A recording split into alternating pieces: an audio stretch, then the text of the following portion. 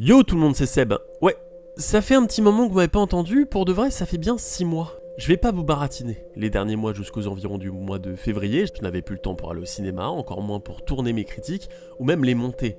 Mais depuis le mois de mars, j'ai pu produire pour la toute première fois un court-métrage, un super projet qui me tenait à cœur depuis longtemps et qui m'a remotivé et redonné du poil de la bête. Vous connaissez le concept, je vous mettrai évidemment tous les liens dans la description. Bienvenue donc dans ma première vidéo en audio depuis un sacré moment, et comme vous l'avez sûrement lu dans le titre, on va parler de tous les films que j'ai vus depuis ma dernière vidéo, donc depuis 6 mois. Je vous rassure, je ne parlerai que de 5 films. Bon allez, c'est parti, jingle.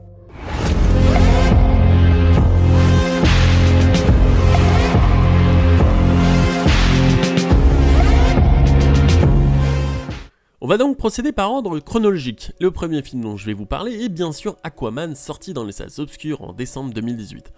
Oui, je sais, on remonte loin là, mais bon, comme j'ai dit, ça fait un moment. Eh bien, comment vous dire que Aquaman, en fait, malgré tout ce que je pensais, j'ai plutôt bien kiffé.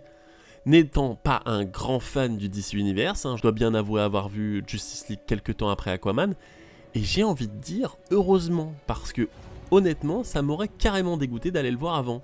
Le mot qui me revient le plus quand je pense à Aquaman, c'est bien le mot surprenant. Je m'explique. Avec une communication et un marketing très poussif, des bandes annonces de presque 6 minutes, révélant la moitié du scénario et surtout Jason Momoa, l'un des acteurs que je déteste le plus au monde, ce film n'était clairement pas pour moi, je n'étais clairement pas la cible.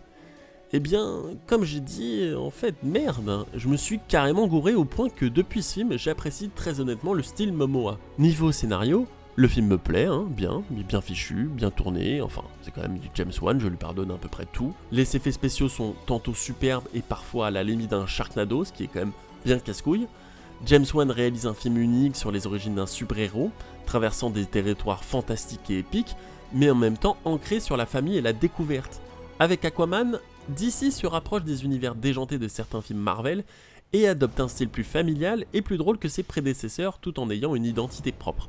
Évidemment, Aquaman n'est pas exempt de tout défaut, on pourrait sans problème lui reprocher beaucoup de choses, son scénario très limité, un semi-méchant qui fait très vilain d'un épisode de Power Rangers ou même une overdose de CGI comme avec le combat final, qui est un peu trop. Bref, dans l'ensemble, comme j'ai dit, je suis surpris et je vous encourage quand même à découvrir ce film. Pour ma part, c'est une bonne surprise. Passons maintenant à Mary Poppins, le retour de Mary Poppins. Très honnêtement, de base, je suis pas un gros fanatique de comédie musicale, surtout le genre tout le monde il est heureux et tout le monde il est génial. En résumé, le style Disney. Le retour de Mary Poppins est un bon film, une bonne suite, mais ne prend pas vraiment de risque en fait. Attention, je précise bien dans son scénario. Certes, c'est sympa, les danses sur les réverbères, les chansons d'amitié, les figures acrobatiques, mais très honnêtement pour ma part, 2 heures de rose bonbon, c'est quand même un peu long. Peut-être alors trop hollywoodien et trop factice pour moi. Le retour de Mary Poppins souffre d'une mise en scène d'une extrême platitude, qui ne donne même pas la peine de poser un regard neuf sur l'ouvrage original. Pas vraiment marquant au niveau musical non plus, avec quelques thèmes qui me sont restés dans la tête que pendant le temps de la musique. Emily Blunt fait le taf, son rôle est joué à la perfection, le Londres de l'époque est très bien représenté également, les décors sont magnifiques, et j'avoue avoir particulièrement été impressionné et apprécié le moment de la scène du vase mêlant animation et scène réelle. Mais dans l'ensemble, Mary Poppins reste un bon film, mais qui manque cruellement d'ambition. Sans égaler le chef-d'œuvre original, il reste appréciable sans être digne d'un Oscar. Film à voir, mais sans plus pour ma part. Passons désormais à Ralph 2. Initialement vu pour la toute première fois en novembre 2018, ce film est clairement le plus compliqué à en parler. Comme pour Mary Poppins, je n'ai découvert Ralph premier du nom seulement quelques mois après le visionnage du deuxième volet. Le mot qui me vient à l'esprit lorsque je pense à Ralph 2, c'est le mot réussite. Disney a parfaitement réussi cette suite avec un scénario bien trouvé qui nous fait voyager dans le monde d'internet. Chacun appréciera les nouveaux clins d'œil à l'univers des jeux vidéo avec ses marques omniprésentes, ses ruptures des réseaux, ses jeux en ligne, etc. Ce film est vif, prenant, plaisant, touchant, rythmé et parfois coloré, même très souvent en fait, mais également très drôle avec un humour jubilatoire et conséquent. On en sort avec le sourire et ça ravira les petits comme les grands. Personnellement, moi ça m'a fait beaucoup rire. On passe maintenant à Alita Battle Angels. Et pourquoi pas en fait. N'étant clairement pas un grand fan de manga de base, je Je n'ai pas eu cette chance de connaître l'œuvre originale et pourtant, j'ai quand même bien accroché. Réalisé par Robert Rodriguez, un réalisateur qui n'en clairement pas à son coup d'essai, pour ma part, c'est quand même un bon divertissement Alita. Bon, le scénario m'a tenu en haleine pendant toute la durée du film.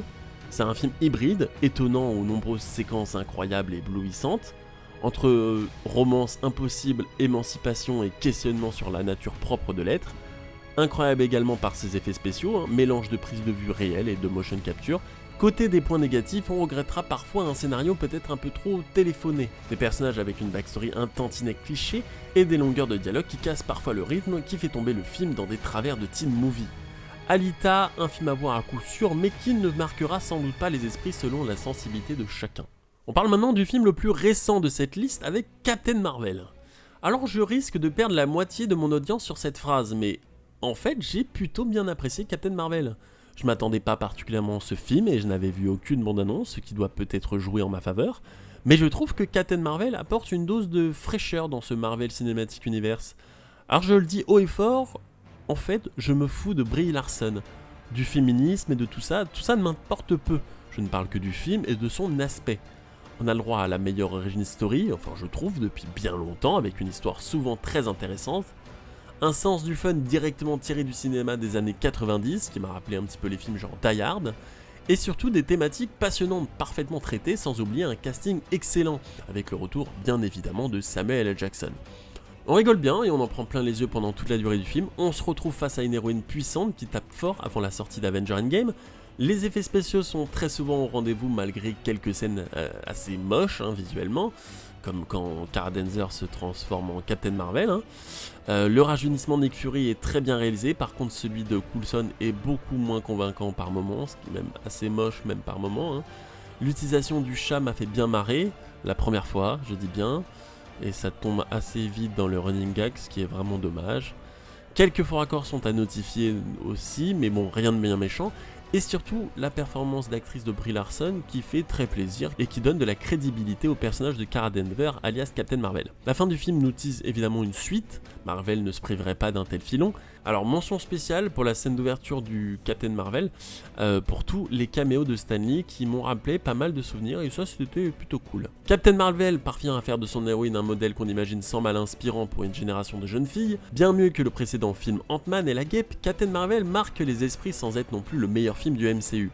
Un film que j'ai apprécié, un film filler, de transition, un film apéritif avant le plat principal Avengers Endgame. Et voilà, c'est tout pour cette vidéo rattrapage. Si vous avez apprécié, n'hésitez pas à lâcher votre meilleur commentaire et me dire ce que vous pensez de mes avis divers. De vous abonner et partager la vidéo, ça fait toujours plaisir. C'était Mediabord, je vous dis à plus dans une prochaine vidéo. Ciao!